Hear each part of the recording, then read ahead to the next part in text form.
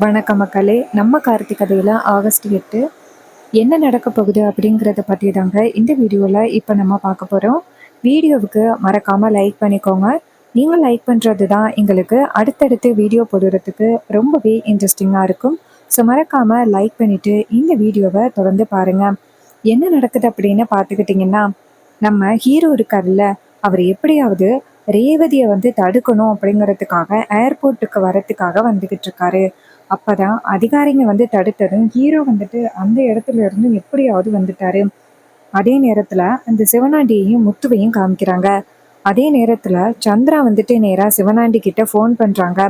Sivanandi phone attend பண்ணி, சொல்லு சந்திரா, அந்த ரேவதிய ஒட்டுமொத்தமா வெளிநாடு அனுப்புறதுக்கு எல்லா பிளானும் சரியா நடந்துகிட்டு இருக்குல்ல, அந்த டிரைவர் பைய அங்க வரலையே அப்படின்னு.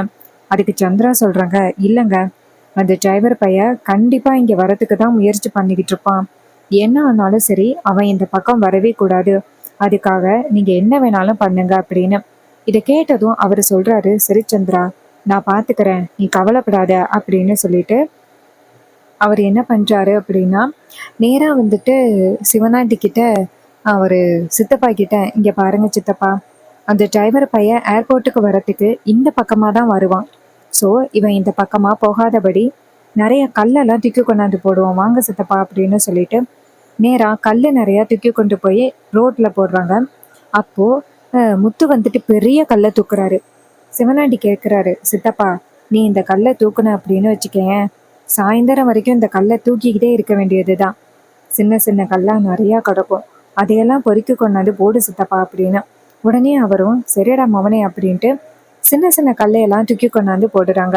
சின்ன சின்ன கல் எல்லாத்தையும் தூக்கி கொண்டாந்து போட்டுட்டு 2 பேருமே ஒளிஞ்சு நிற்கிறாங்க. அப்போ நம்ம ஹீரோ என்ன பண்ணுறாருன்னா, அந்த பக்கமாக காரில் வராரு. நடு ரோட்டில் கல்லெல்லாம் கிடக்கிறத பார்த்துட்டு ஹீரோ ஷாக் ஆகுறாரு. இந்த நடு ரோட்டில் யார் இப்படி கல்லை கொண்டாந்து போட்டிருப்பா அப்படின்னு ஹீரோ அங்கேயும் இங்கேயும் சுற்றி சுற்றி பார்க்குறாரு. பார்த்தா யாரையுமே காணோம். அப்போ ஹீரோ நினைக்கிறாரு, கண்டிப்பாக இது நம்ம எதிரியோட வேலையாக தான் இருக்கும். நான் எப்படியும் அங்கே போகக்கூடாது அப்படிங்கிறதுக்காக அந்த சிவனாண்டியும் முத்துவும் சேர்ந்து இப்படி ஒரு காரியத்தை பண்ணுறானுங்க அப்படின்னு ஹீரோ அவசர அவசரமாக காரை விட்டு இறங்கி அங்கே கிடக்கிற கல் எல்லாத்தையுமே ஒன்று ஒன்றா தூக்கி போடுறாரு. தூக்கி போட்டுட்டு ஹீரோ மறுபடியும் அந்த காரில் கிளம்புறாரு. இன்னொரு பக்கம் நம்ம ரேவதி மாமா இன்னும் கொஞ்ச நேரத்தில் வந்துருவாரு, ஆனால் அம்மாவால் நம்ம மாமாவை பார்க்க முடியுமா என்னன்னு தெரியலையே, அம்மா கண்டிப்பா மாமாவை பார்க்கக்கூடாது அப்படின்னு தடுப்பாங்க. இப்போ என்ன பண்றது அப்படின்னு ரேவதி பயங்கர குழப்பத்துல நின்றுகிட்டு இருக்காங்க. சந்திர நேரம் அவங்க அக்காவை பார்த்து, அக்கா, ரேவதியோட முகத்தை பத்தியா, எவ்வளோ பதட்டமா இருக்கு அப்படின்னு. அந்த டிரைவர் பையில எப்படியாவது பார்க்கணும் அப்படின்னு பிளான் பண்ணிக்கிட்டு இருக்கா போல. அவளை விடவே கூடாதுக்கா. டிரைவர் பைய என்ன ஆனாலும் பரவாயில்ல, ரேவதியை சந்திக்கவே கூடாது அப்படின்னு. அதுக்கு ஈஸ்வரி சொல்றாங்க, ஆமா சந்திரா, நீ சொல்றது சரிதான். அந்த டிரைவர் பையன் மட்டும் ரேவதியை பார்த்துட்டா, அதுக்கப்புறம் கண்டிப்பா ரேவதியால வெளிநாட்டுக்கு போகவே முடியாது. அந்த டிரைவர் பையலை பார்த்துக்கிட்டு என்னால் வெளிநாடு போக முடியாது அப்படின்னு சொல்லுவா. ஸோ என்ன ஆனாலும் பரவாயில்ல, அவளை எப்படியாவது அந்த டிரைவர் பையலை பார்க்க விடாம அனுப்பிடணும் அப்படின்னு. சந்திரா சொல்றாங்க, ஆமாக்கா, அந்த டிரைவர் பையலோட நம்பரையும் பிளாக் பண்ணியாச்சு. எப்படியும் அவன் ரேவதிக்கு கால் பண்ணவும் மாட்டான், இவளா கால் பண்ணாதான் உண்டு அப்படின்னு. ஈஸ்வரி சொல்றாங்க, ஆமா சந்திரா அப்படின்னு. அதே நேரத்துல ரேவதி அவங்க அம்மா கிட்ட போயிட்டு, அம்மா, நான் வாஷ்ரூம் போயிட்டு வரேன் அப்படின்னு. அதுக்கு அவங்க சொல்றாங்க, இங்க பாரு ரேவதி, எத்தனை தடவை போயிட்டு வருவேன், ஏதாவது பிரச்சனையாம்மா? ரேவதி சொல்றாங்க, அதெல்லாம் ஒன்றும் இல்லை. அப்ப ஈஸ்வரி சொல்றாங்க, சும்மா சும்மா அங்க போகாம பேசாப்புல உட்காரு அப்படின்னு. ரேவதியும் சரிம்மா அப்படின்னு உட்கார, சந்திரா அவங்க அக்காவை பார்த்து, அக்கா, அந்த டிரைவர் பையலுக்கு ஃபோன் பண்றதுக்காக தான் உன் பொண்ணு அடிக்கடி போறா. நீ சரியாதாங்க முடிவு பண்ணியிருக்க, அவ போக விடாம தடுக்கிறதுக்கு உட்காந்துருக்கட்டும் அப்படின்னு. இன்னொரு பக்கம் நம்ம ஹீரோ கல்லெல்லாம் தூக்கி போட்டுட்டு கார் எடுத்துக்கிட்டு கிளம்புறாரு. சிவனாண்டியும் முத்துவும் இதை பார்த்துட்டு ஷாக் ஆகுறாங்க. இவன் என்ன இவ்வளோ சீக்கிரமா கல்லையெல்லாம் தூக்கி வீசிட்டு கிளம்பிட்டானே, இது சரிபட்டு வராது, இவனை எப்படியாவது நம்ம தடுக்கணுமே, வாசித்தப்பா அப்படின்னு சொல்லிட்டு 2 பேருமே சேர்ந்து கிளம்புறாங்க. இன்னொரு பக்கம் நம்ம ஹீரோ நேரா ஏர்போர்ட்டுக்கு போறாரு. இன்னொரு பக்கம் சிவனாண்டியும் முத்துவும் நேரா சந்திராவுக்கு ஃபோன் பண்றாங்க. சந்திரா ஃபோனை பார்த்துட்டு, அக்கா, ஒரு நிமிஷம் இரு, எனக்கு ரொம்ப முக்கியமான ஒரு கால் வருது, இதை மட்டும் பேசிக்கிறேன் அப்படின்னு சந்திரா அந்த இடத்துலேருந்து வெளியில் போகிறாங்க. வெளியில் போயிட்டு நேராக ஃபோன் அட்டன் பண்ணி, என்னங்க அந்த டிரைவர் பையலை இந்த பக்கம் வரவிடாமல் தடுத்தீங்களா இல்லையா? அவன் மட்டும் வந்தான் அப்படின்னா ரொம்ப பெரிய பிரச்சனை ஆகிரும் அப்படின்னு. அதுக்கு அவர் சொல்கிறாரு, இங்கே பாரு சந்திரா, நானும் எவ்வளவோ அந்த டிரைவர் பையலை தடுக்கிறதுக்கு முயற்சி பண்ணோம். நாங்களும் ரோட்டில் கள்ள தூக்கி போட்டோம். போலி அதிகாரிங்களை வச்சு அந்த டிரைவர் பையலை ஸ்டாப் பண்ணி வச்சோம். ஆனால் எல்லாத்துலேருந்தும் அவன் வந்துட்டு தப்பிச்சு நேராக அங்கே தான் வந்துக்கிட்டு இருக்கான். எப்படியும் அந்த டிரைவர் பையலை இன்னும் கொஞ்ச நேரத்தில் சந்திச்சிருவான். நீ டிரைவர் பையன் ரேவதியை கொஞ்ச நேரத்தில் சந்திச்சிருவான். நீ தான் வந்துட்டு எப்படியாவது தடுக்கணும் சந்திரா அப்படின்னு. அப்போ சந்திரா சொல்கிறாங்க, இங்கே பாருங்க, நானே இங்கே முடிஞ்ச அளவுக்கு அவனை தடுத்து பார்க்குறேன் அப்படின்னு சொல்லிட்டு சந்திரா வந்துட்டு நேராக அவங்க அக்கா கிட்ட போயிட்டு, அக்கா இப்போதான் எனக்கு தெரிஞ்ச ஆட்கள் மூலமாக தகவல் தெரிய வந்துச்சு. அந்த டிரைவர் பையன் வந்துட்டு நேராக இப்போ இங்கே தான் வந்துக்கிட்டு இருக்கானா ரேவதியை பார்க்கறதுக்காக. இப்போ என்னக்கா பண்ண போற அப்படின்னு. அதுக்கு ஈஸ்வரி சொல்கிறாங்க, இங்கே பாரு சந்திரா, அவன் மட்டும் ரேவதியை வந்து பார்க்கவே கூடாது. அப்படி பார்த்தா நம்ம பிளான் எல்லாமே வந்துட்டு சொதப்பிடும். எப்படியாவது தடுக்கணுமே சந்திரா அப்படின்னு. சந்திரா சொல்கிறாங்க, அக்கா நான் ரேவதி கிட்ட நிற்கிறேன், நீ போய் அந்த டிரைவர் பையன் வந்தா அவனை தடுத்து நிறுத்து அப்படின்னு. ஈஸ்வரி சொல்கிறாங்க, சரிடி, நீ ரேவதியை பத்திரமா பார்த்துக்க. அந்த டிரைவர் பையலுக்கு ஃபோன் பண்ணாம அவன் வாசலுக்கு வந்தா நான் தடுத்து நிறுத்துறேன் அப்படின்னு ஈஸ்வரி போகிறாங்க. ஹீரோ வந்துட்டு காரை நிப்பாட்டிட்டு அங்கேருந்து வராரு. ஈஸ்வரி நிற்கிறத பார்த்துட்டு ஹீரோ நேராக அவங்க அத்தை கிட்ட போயிட்டு, அத்தை ரேவதி எங்க அப்படின்னு. அதுக்கு ஈஸ்வரி சொல்கிறாங்க, இங்கே பாரு, அவள் எங்கே இருந்தா உனக்கு என்ன? இப்போ எதுக்கு நீ தேவையில்லாமல் அவளை பார்க்கணும் அப்படின்னு வந்து நிற்கிற? அதுக்கு ஹீரோ சொல்கிறாரு, இங்கே பாருங்க அத்தை, நீங்கள் ரேவதி கிட்ட போய் சொல்லி வெளிநாடு அனுப்புறீங்க. அப்படி பண்ணுறது தப்பு அப்படின்னு உங்களுக்கு தோணவே இல்லையா? இங்கே பாருங்க, ரேவதிக்கு உண்மை தெரிய வந்துச்சு அப்படின்னா கண்டிப்பாக அவள் உங்கள் மேலே ரொம்பவே கோவப்படுவா. அதையெல்லாம் கொஞ்சமாவது யோசனை பண்ணி பார்த்தீங்களா இல்லையாத்த? அதுக்கு ஈஸ்வரி சொல்கிறாங்க, இங்கே பாரு, என் பொண்ணுக்கு என்ன முடிவு எடுக்கணும், அவளுக்கு என்ன மாதிரி வாழ்க்கையை அமைச்சு கொடுக்கணும் அப்படிங்கிறது எனக்கு எல்லாமே நல்லாவே தெரியும். ஸோ நீ தேவையில்லாமல் இப்படி பேசணும் அப்படின்னு அவசியமே இல்லை. உனக்கும் இந்த குடும்பத்துக்கும் என்ன சம்பந்தம்? அந்த பரமேஸ்வரியால் எங்கள் அம்மாவை நான் இழந்துட்டு நிற்கிறேன். அப்படிப்பட்ட அந்த குடும்பத்துக்கு என் பொண்ணை அனுப்புறதுக்கு வாய்ப்பே இல்லை. என் பொண்ணுக்கிட்ட கண்டதையும் கடையதையும் சொல்லி அவளை மாற்றிப்படலாம் அப்படின்னு என்றைக்குமே நினைக்காத. நான் இருக்கிற வரைக்கும் அது நடக்கவே நடக்காது. மரியாதையாக என் பொண்ணை வந்துட்டு விட்டு விலகி போயிரு அப்படின்னு. ஹீரோ சொல்கிறாரு, என்னால் முடியாது, நான் என் பொண்டாட்டியை விட்டு விலக மாட்டேன். நான் இப்போவே போயிட்டு ரேவதி கிட்ட சொல்லி நான் அவளை கூட்டிகிட்டு போகிறேன் அப்படின்னு சொல்லிட்டு நம்ம ஹீரோ கோவமாக உள்ளார வர, ஈஸ்வரி வந்துட்டு நில்லு நில்லு அப்படின்னு சொல்லிட்டு பின்னாடியே வராங்க. நம்ம ஹீரோ வந்துட்டு நேராக உள்ளார போயிட்டு ரேவதி அப்படின்னு சொல்கிறாங்க. ரேவதி ஹீரோவை திரும்பி பார்த்ததும் ரொம்பவே சந்தோஷப்படுறாங்க. மாமா அப்படின்னு. சந்திரா ரேவதியை பார்த்து, ரேவதி எங்கடி போகிற, இங்கேயே நில்லு அப்படின்னு. ரேவதி சொல்கிறாங்க, சித்தி இதுக்கும் உங்களுக்கும் எந்தவித சம்மந்தமும் இல்லை, தேவையில்லாமல் என்கிட்டேருந்து என் புருஷனை பிரிக்கணும் அப்படின்னு நினைக்காதீங்க அப்படின்னு சொல்லிட்டு ரேவதி வந்துட்டு கோவமாக அந்த இடத்துலேருந்து போகிறாங்க. போயிட்டு நேராக ஹீரோவை பார்த்துட்டு, மாமா நான் வந்துட்டு கனடா போகிறேன், உங்ககிட்ட சொல்லிட்டு போகலாம் அப்படின்னு பார்த்தேன். பட் உங்களுக்கு கால் பண்ணேன், உங்களோட ஃபோன் வந்துட்டு ரிங் ஆனதை தவிர்த்து நீங்கள் ஃபோனை எடுக்கவே இல்லை, அதான் மாமா. அப்போ ஹீரோ சொல்கிறாரு, ரேவதி நானுமே உனக்கு பல தடவை ட்ரை பண்ணிக்கிட்டு இருந்தேன், பட் உன்னோட ஃபோன் வந்துட்டு நாட் ரீச்சபிள் அப்படின்னு தான் வந்துச்சு. அதோட பிளாக் பிஸின்னே வந்துச்சு. யாராவது என் நம்பரை பிளாக் பண்ணி வச்சுருக்காங்களா ரேவதி? அப்போ ரேவதி சொல்கிறாங்க, என்ன மாமா சொல்கிறீங்க, உங்கள் நம்பரை பிளாக் பண்ணி வச்சுருக்காங்களா? இருங்க பார்க்குறேன் அப்படின்னு சொல்லிட்டு ரேவதி ஃபோன் எடுத்து பார்க்குறாங்க. பார்த்தா அதில் பிளாக் பண்ணி இருக்கு. இதை பார்த்ததும் ரேவதி ஷாக் ஆகுறாங்க.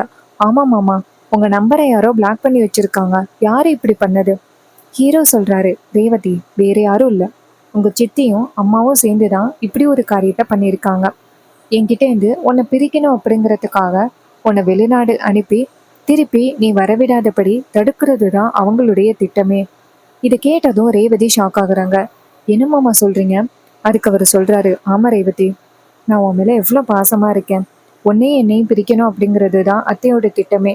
பட் அத்தை இப்படி ஒரு முடிவெடுப்பாங்க அப்படின்னு நான் கொஞ்சம் கூட எதிர்பார்க்கவே இல்லை. இங்கே பாரு ரேவதி, இது எல்லாத்துக்கும் யாரு காரணம் தெரியுமா? உன் சித்தி சந்திரா தான். அவங்க தான் இந்த மாதிரி திட்டம் போட்டு உன்னையும் என்னையும் பிரிக்கணும் அப்படின்னு பிளான் பண்ணி பண்ணிக்கிட்டு இருக்காங்க. அத்தை கிட்ட உனக்கு ரிட்டர்ன் டிக்கெட் எதுவுமே புக் பண்ணாமல் உன்னை கனடா அனுப்பி திரும்பி வரவிடாமல் பண்ணுறது தான் அவங்களோட பிளானே. 6 மாதம் வரைக்கும் உன்னால் வர முடியாமல் அங்கேயே இருக்கிறது தான் அவங்களுடைய பிளானே. இது கேட்டதும் ரேவதி ஷாக் ஆகுறாங்க. என்ன மாமா, சித்தி இப்படி ஒரு திட்டத்தை போட்டாங்களா? ஹீரோ சொல்கிறாரு, ஆமாம் ரேவதி, உங்கள் சித்தி இந்தெல்லாம் நிற்கிறாங்களே கேளு அப்படின்னு. ரேவதி நேராக அவங்க சித்தியை பார்த்து, சித்தி இவர் சொல்கிறது எல்லாமே உண்மையா? என்னை வெளிநாடு அனுப்பி திருப்பி வரவிடாமல் தடுக்கிறது தான் உங்களோட பிளானா? என்னையே மாமாவையும் பிரிக்கணும் அப்படிங்கிறதுக்காக தான் நீங்கள் எப்படி ஒரு திட்டம் போட்டிங்களா? கொஞ்சம் கூட மனசாட்சியே இல்லாமல். இது கேட்டதும் சந்திரா சொல்கிறாங்க, இங்கே பாரு ரேவதி, எல்லாமே உன்னோட நல்லதுக்காக தான் நாங்கள் எல்லாரும் பண்ணோம். எந்த வகையிலையும் கெடுதலுக்காக நாங்கள் பண்ணவே இல்லை.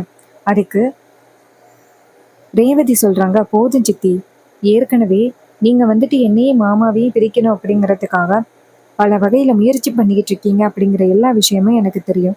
ஆனால் இந்த அளவுக்கு நீங்கள் இறங்குவீங்க அப்படின்னு நான் கொஞ்சம் கூட எதிர்பார்க்கவே இல்லை. இல்லை சித்தி, இதுக்கு மேலேயும் நான் உங்களை பார்த்துக்கிட்டு இருந்தேன் அப்படின்னா அது சரிப்பட்டு வராது அப்படின்னு நேராக அவங்க அம்மாவை பார்த்து, அம்மா போயும் போயும் சித்தி சொன்னாங்க அப்படிங்கிறதுக்காக என்னையும் மாமாவையும் பிரிக்கிறதுக்காக நீங்கள் இப்படி முடிவு பண்ணிட்டீங்கல்ல அப்படின்னு. அதுக்கு ஈஸ்வரி சொல்கிறாங்க, இங்கே பாரு ரேவதி, உங்கள் அம்மா உனக்கு என்ன முடிவு பண்ணாலும் அது சரியாக தான் முடிவு பண்ணுவா. உனக்கு என் மேலே நம்பிக்கை இல்லையா அப்படின்னு. அப்போ ரேவதி சொல்கிறாங்க, இங்கே பாருமா, நான் உங்கள் மேலே ரொம்ப பாசமாக இருந்தேன், உங்கள் மேலே முழு நம்பிக்கையோடு இருந்தேன். ஏற்கனவே எனக்கு பழைய ஞாபகங்கள் இல்லை அப்படின்னு உங்களுக்கு தெரியும். பழைய ஞாபகங்கள் இல்லை அப்படிங்கிறதுக்காக என்னை வேற யாரோ ஒருத்தருக்கு கல்யாணம் பண்ணி வைக்கிறதுக்கு முயற்சி பண்ணீங்க. எனக்கு ஞாபகம் வரத்துக்குள்ள என் வாழ்க்கையை மாத்திரலாம் அப்படின்னு நினைச்சிங்க. பட் நான் அதை கூட பெரிய விஷயமா எடுத்துக்கல. ஆனால் இப்போ எனக்கே தெரியாமல் எனக்கு ரிட்டர்ன் டிக்கெட் போடாமல் என்னை வெளிநாடு அனுப்பி திரும்பி வரவிடாமல் பண்ணுறது தான் உங்களோட பிளானா?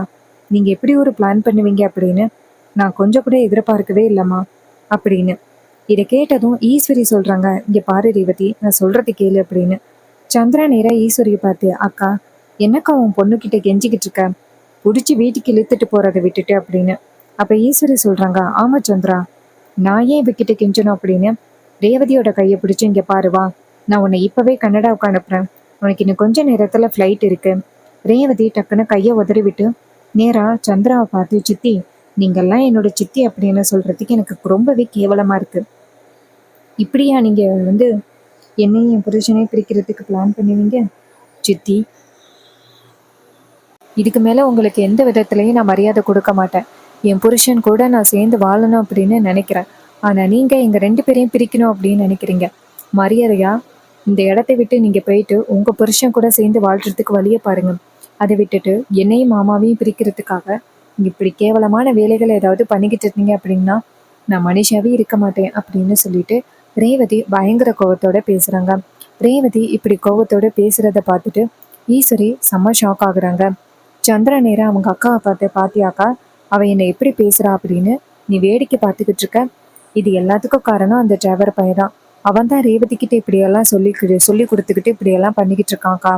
அப்போ ஈஸ்வரி சொல்கிறாங்க, ஆமாண்டி, இது எல்லாமே அவன் தான் காரணம் அப்படிங்கிறது நல்லாவே தெரியுது. இவன் இப்படி ஒரு காரியத்தை பண்ணுவான் அப்படின்னு நான் எதிர்பார்த்தது தான்.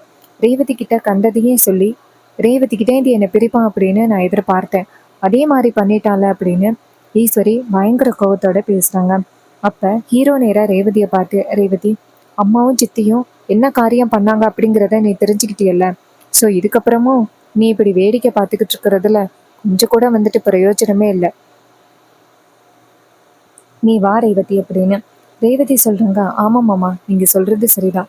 என் பெத்த தாயே எனக்கு இவ்வளோ பெரிய துரோகத்தை பண்ணுவாங்க அப்படின்னு நான் எதிர்பார்க்கல. சரி வாங்க மாமா அப்படின்னு சொல்லிட்டு நேராக நம்ம ஹீரோவோட கையை பிடிச்சி ரேவதி அந்த இடத்துலேருந்து போகிறாங்க. இதை பார்த்ததும் ரொம்பவே அதிர்ச்சி ஆகுறாங்க நம்ம ஈஸ்வரியும் சந்திராவும். ஸோ இந்த கதை உங்களுக்கு பிடிச்சிருக்கா? இந்த கதை பிடிச்சிருந்துச்சுன்னா இந்த வீடியோவுக்கு மறக்காமல் லைக் பண்ணிக்கோங்க. நீங்கள் லைக் பண்ணுறது தான் எங்களுக்கு அடுத்தடுத்து வீடியோ போடுறதுக்கு ரொம்பவே இன்ட்ரெஸ்டிங்காக இருக்கும். ஸோ மறக்காமல் லைக் பண்ணிவிட்டு இந்த வீடியோவை தொடர்ந்து பாருங்கள். உங்களுக்கும் இதே மாதிரி வாய்ஸ் ஓவர் பண்ணி கொடுக்கணும், உங்களோட யூடியூப் சேனலுக்கு வாய்ஸ் ஓவர் பண்ணி கொடுக்கணும் அப்படின்னா இது என்னோட இன்ஸ்டாகிராம் ஐடி. எந்த இன்ஸ்டாகிராம் ஐடியில் எங்களை காண்டாக்ட் பண்ணுங்கள். உங்களுக்கு நல்ல முறையில் வாய்ஸ் ஓவர் பண்ணி கொடுக்குறோம். தேங்க்யூ ஃபார் வாட்சிங். See you on next video.